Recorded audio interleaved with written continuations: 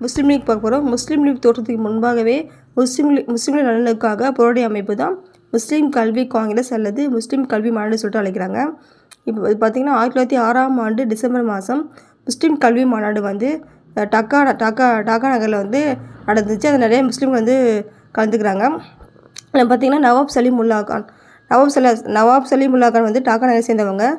இது வந்து முஸ்லீம் லீக் ஏன் தோற்றுவிக்கிறோம், அதுக்காக அவசியம் என்ன அப்படின்னு சொல்லிட்டு அதை வலியுறுத்தி பார்த்திங்கன்னா ஒரு சிற்றுரைக்கு வந்து வெளியிட்டார். நவாப் சலீமுல்லா கான் வந்து சிற்றுரைக்கு வந்து வெளியிட்டார். அந்த கூட்டத்தில் விளைவாக வந்து 1906ஆம் ஆண்டு டிசம்பர் 30ஆம் நாள் வந்து டாக்காவில் வந்து நவாப் சலீமுல்லா கான் தலைமையில் வந்து முஸ்லீம் லீக் வந்து தோற்றுவிக்கிறாங்க. முஸ்லீம் லீக் வந்து சென்னை கிளை சென்னையில் வந்து கிளை நிறுவுறாங்க. அது யாருன்னா யாகூப் ஹசான். முக்கிய நோக்கம் பார்த்திங்கன்னா இது என்ன நோக்கம்னா, இதோட நோக்கம் என்னென்னா முஸ்லீம்களோட உரிமையை பாதுகாத்து அவங்க சலுகையை பெறுவது. ரெண்டாவது வந்து முஸ்லீம்களை காங்கிரஸை பிரிப்பது.